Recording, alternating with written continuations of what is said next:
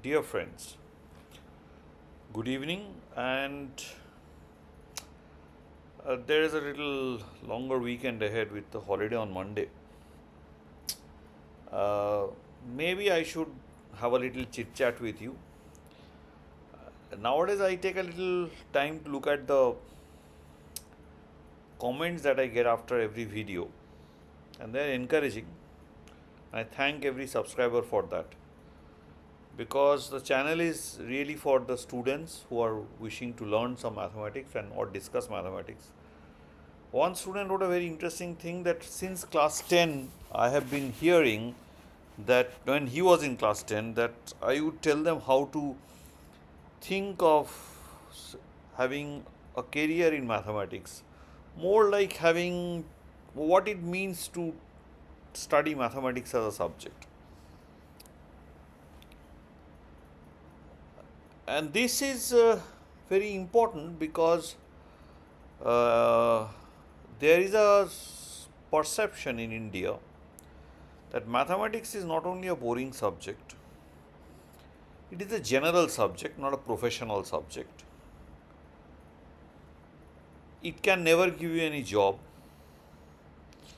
If you do mathematics, you will possibly stand with a begging beggar's ball somewhere. Bheek mangoge in Hindi. But nothing can be far from truth. I do not like this idea of telling, reading the sciences is reading a general subject. How can studying sciences be general? Because knowledge in sciences is obviously very special. One can say, oh, professional means you'll always get a job if you study engineering, but no study of engineering cannot be done with the background of with the scientific with the knowledge background knowledge of sciences. May not be as depth like a person who is involved in the scientific research process of a particular scientific subject like physics, chemistry, biology, earth science, mathematics, but needs various ideas from science to develop some technological product or something else or some new kind of technology. Now, I really have to answer the student's question. I won't tell his name, but names are obviously not known here. But only the what is that? What you have as your Leah, this name that you get in this YouTube. So, how do you study mathematics? So, when I was also a student, everybody told me, "Oh, क्या कर रहे हो? What are you doing? अरे, पागल हो जाओगे तो mathematics पढ़ोगे तो you will just go crazy." But you see, the anything you do has to be driven by love and passion. If you really think you love mathematics and you want to know more about it, it would make a lot of difference if you read mathematics. If I was to become an engineer, I would have become a very bad engineer. My mother really wanted me to be an engineer. I think I really didn't keep her word. I don't know what she thinks about me becoming a mathematician, but I was very adamant that I should study mathematics and I should learn this and, if possible, do some contribution to it. If possible, teach it and all these things. So I have to learn mathematics, whether it gives me some food or whether it doesn't give me some food. Uh, was secondary. I was not even thinking on those lines. So that strong inner feeling, if you have that for studying mathematics, then only go in for mathematics. If you are very confused, do not know what to do, no, then I would rather say don't take the risk. Because later on, please don't repent. When you take a journey in mathematics, if you start taking a mathematical journey, don't look back. If you love the subject, you will be carried forward in the flow. Because that is what I told you in the last one. The mathematics is a subject of pleasure, it shouldn't give you pain. But if you are too much worried about it, then do not take up this subject. Because this subject has to be done by love. It is love which will take you in more and more deep into the subject of mathematics. Now, you have to do a bachelor's. Nowadays, there are 4 year bachelor's program in several places, several universities. There are 3 year honors degree programs. Then you have to do a master's degree, of course, and if you want to do a PhD degree. Now, the question is, what are the job prospects, even if you don't do a PhD and just do a master's degree? You have nowadays people who study mathematics, or even its very closely allied cousin, statistics. The statisticians would get angry if I say this, but of course it is a very closely allied cousin. Now, you would get a job definitely in the financial sector. You would get a job definitely in the analytic companies. Of course, you can get employed in universities if you have a PhD as a faculty member. So there are several, many opportunities. Finance, as in the realm of quants, they need mathematics people. And I have been to finance firms where most of the people had degrees in mathematics and statistics and few physics. There was hard and few engineering. So please understand that studying mathematics will not lead you to stand with a begging ball. But when you study mathematics, always try to study from a decent place, a decent college, a decent university, and give your 100% to the subject. For those 3 years in your bachelor's or 4 years BS programs, wherever you go, even if you come to the IITs to do it. Many people who join IITs in mathematics, they don't love mathematics and come. Everybody wants to come to IIT and join computer science somehow. But that is not possible because the IIT system is through rank. You are given placement through ranking. Whether you have a knack in the subject or you don't have a knack in the subject is completely up to you. Is completely unchecked. Nobody checks that whether you really have a passion for computer science, even if you are having a very high rank in JE. Your rank is so you go to computer science, your rank is so you go to electrical, your rank is so you go to whatever, mathematics, your rank is so you go to chemical engineering, and so on and so forth. It doesn't matter that whether he or she really has some knack for it, whether he has the ability to do it, whether he has the senses for doing it. Now, that would be a tall order to check this for so many students. So, it's a kind of a way that you get some large number of students, you allot them according to their ranks. Some people do very good in them, they develop knack, they develop senses for doing those subjects, because engineering subjects are never taught before. And some people, they want to do engineering, end up doing mathematics or economics or chemistry or art sciences or something else. But there are incidents where people get into computer science, and the very next year when the departmental change time comes in IIT, they change over to mathematics, they change over to economics, they change over to physics, and this has happened. And the reverse change has also happened. From mathematics, they have gone to some other subject, or economics, they have gone to some other subject. If they score a very good CGPA in the first year, so these kind of changes do happen, right? So IIT has that flexibility at one stage to you make a change. If you feel that your initial thing which you have got been allotted is a thing that you do not really want to do. Now, if you change from computer science to physics, somebody would say, "Oh gosh, ये तो definitely pagal hai." Basically, this is a mad person. Who makes this choice? Who wants to study physics? But it is a love that is driving you.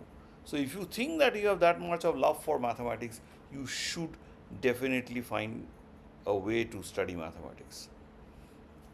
I would request that those who are sincerely studying mathematics have not got into the IIT JE Hulla Abu and they want to concentrate on studying a good undergraduate course in mathematics. Please try to do something. Go to places like ISER or go to places like in a very good, well-known university. Study from those places and make your efforts to study from those places so that you go to a very good school in the master's level, maybe some good IIT, or maybe some very good university, or maybe even in the high ranking places like Indian Institute of Science or Indian Statistical Institute or Tata Institute of Fundamental Research, as per your choice. And everybody has a capability, and since everybody is not doing the best researches in mathematics, But if every researcher in mathematics or sincere researcher is making small increments, making efforts to do something, you are a sincere researcher, so that adds up to the literature, the body of the mathematical knowledge. So everybody works as per one's limitation, as per one's capability. Those who are really passionate would continue to work very hard. So I can still feel that, okay, if I am not thinking about research problems, if I am not thinking about mathematics, uh, my whole day is wasted. I need to continually think about it to keep myself going. So that is the passion. That doesn't mean that I have got the best discoveries in mathematics. It is for me. It is important to know more mathematics. In fact, when I first started doing my research, Professor T. Parthasarathi, one of the greatest game theorists of our time, who is unfortunately no more with us, at the Indian Statistical Institute, he first told me about a book by Francis Clark called Optimization and Non-Smooth Analysis. So, which took me into this route of studying non-differentiable optimization. So, this book has a very good statement in the very beginning. It was a statement from, I think, a book by Bertrand Russell, but I do not know what is the book. Maybe The Conquest of Happiness or something.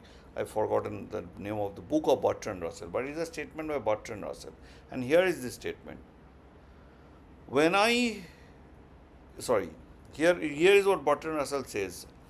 During my adolescence, I hated life and was continually on the verge of suicide, from which, however, I was restrained by a desire to know more mathematics. So that line had struck me, that somebody says that I don't want to kill myself off because I want to learn more mathematics. So it is this desire to know more mathematics that keeps me going, at least. It doesn't mean that every time I am making some contribution and we are all getting, you are solving all the breakthrough problems. No, it doesn't happen like that. Even the best mathematicians also solve some simple problems, and you do not know, even a very ordinary person would come down and solve a very critical problem, and this has happened pretty often in the history of mathematics. So it's actually mathematics, to be with mathematics, to be in touch with it, to know more about it, and make an effort to contribute to it.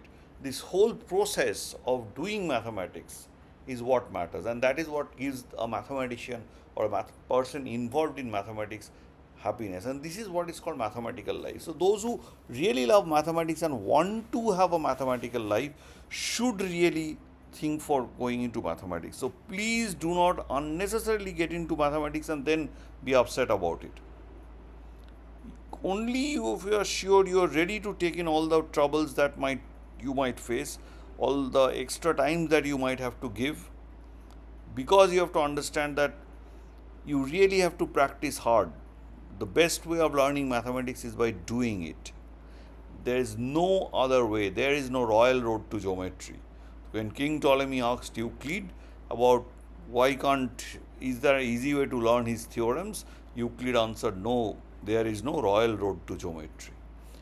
In the same way, there is no royal road to mathematics. There is no easy path to mathematics. It has to be hard work. So please understand the stakes are very high. I do not discourage anyone to study mathematics if the person is confident that he definitely loves mathematics and that is what he or she wants to do. There is nothing else he or she wants to do. Please forgive my, nowadays this gender issue, him, he, her, and I am just telling in a flow. It's not a prepared speech that I am giving. So please forgive me for these things. I beg your pardon for that. So what I am trying to say is that, and I again tell you very clearly, be sure about yourself, think about it a lot, but don't overthink. If you have decided that yes, this is what you want to do, fix, you go for it. No, do not overthink, because overthinking will again bring down everything.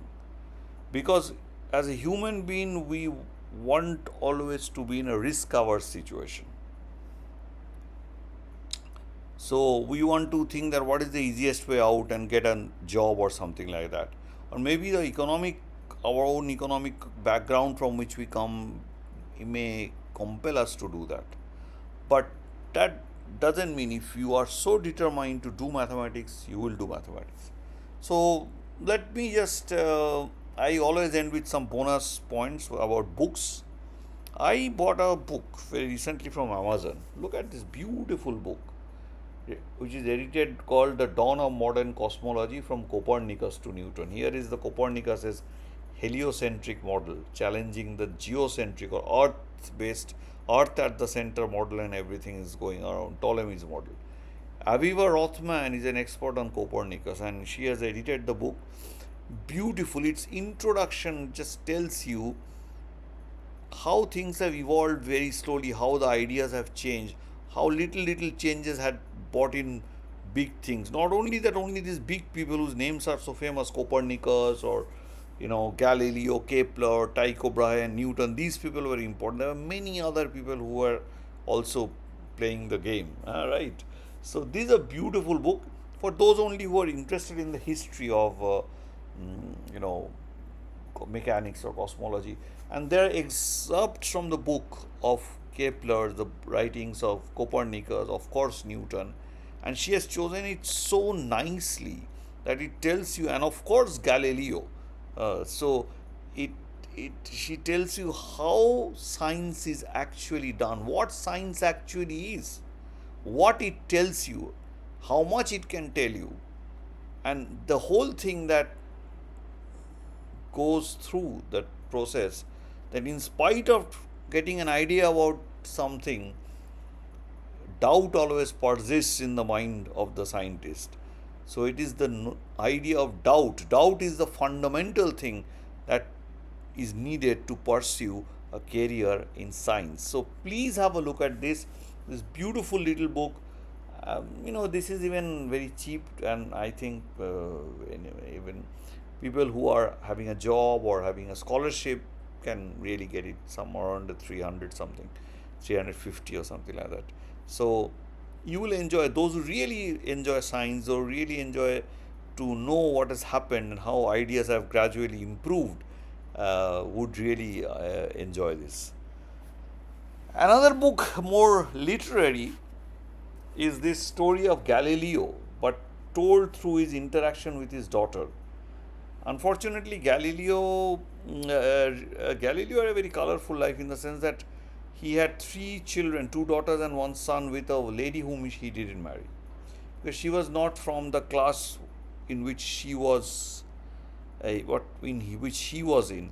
So you will see this little thing slightly made up into the structure of the play by Bertolt Brecht, called Life of Galileo, about which I have already spoken in one of my things, one of my programs. So Dava Sobel's Galileo's daughter, she has a very famous book called Longitude. Is how this idea of longitude are discovered, how to measure the longitude. So this book is called The Historical Memoir of Science, Faith and Love.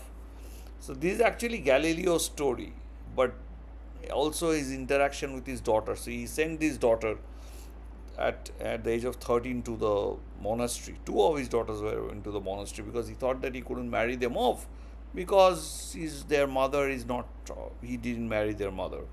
So it was kind of very different. You might say, oh my goodness, it's almost like, looks like a Bollywood film.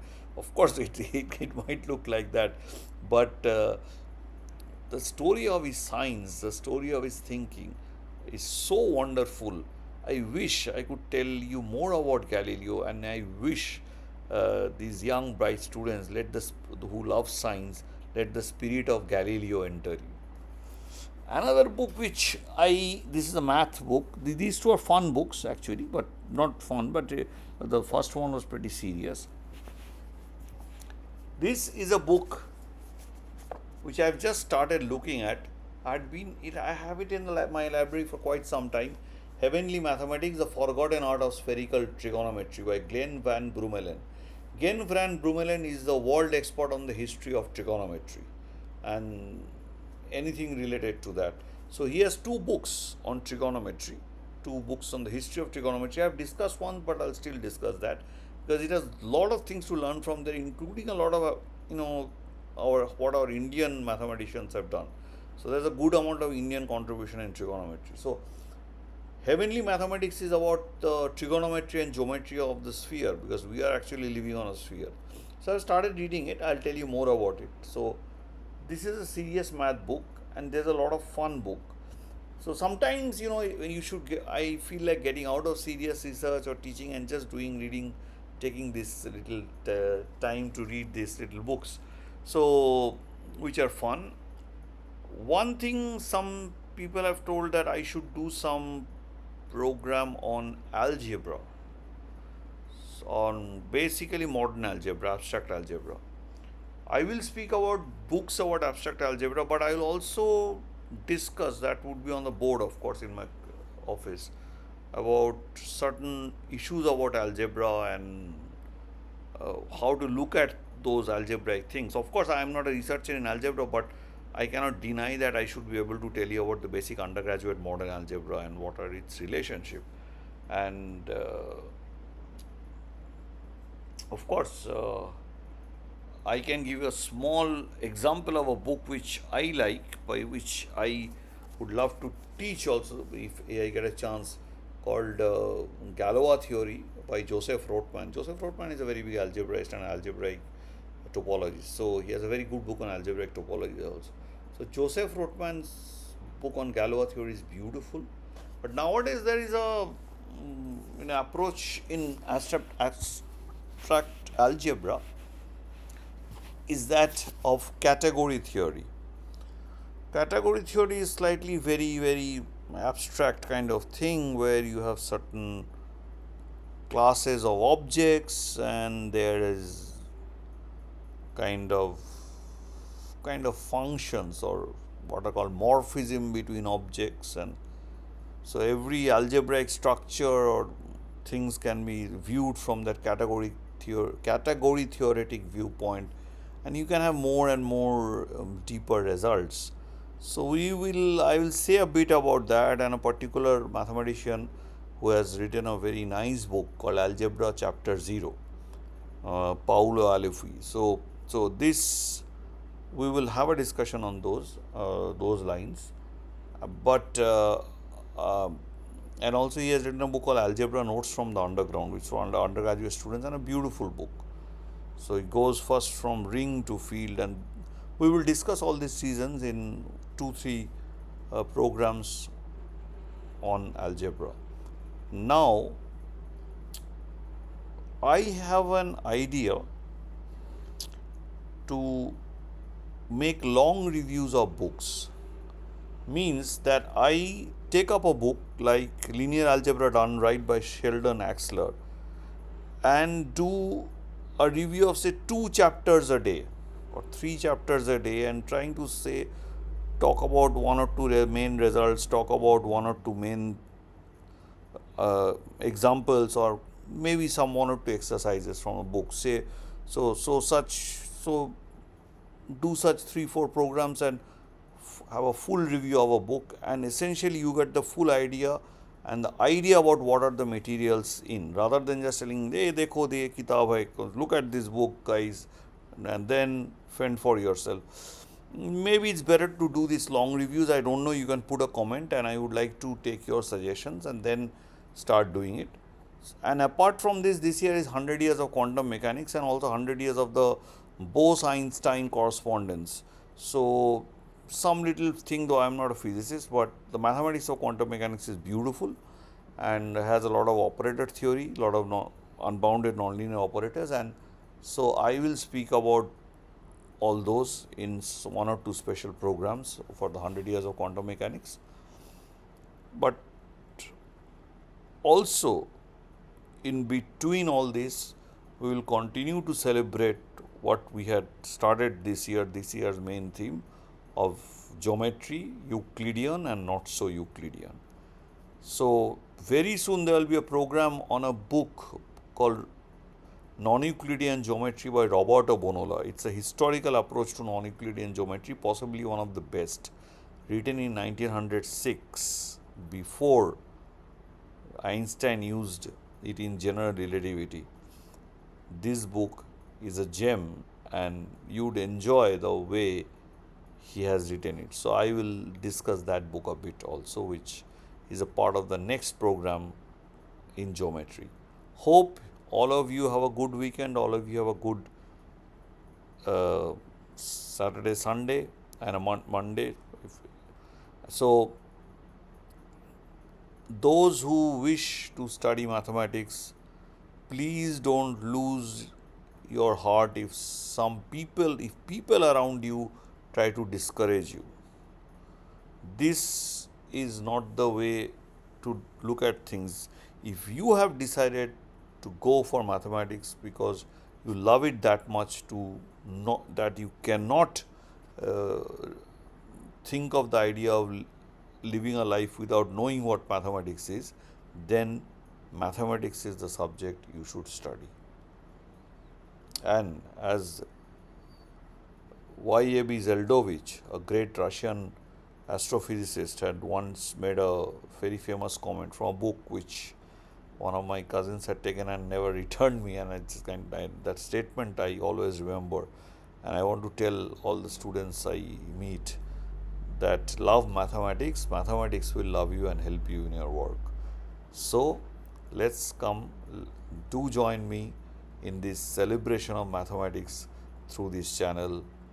Thank you, and bye bye for this week.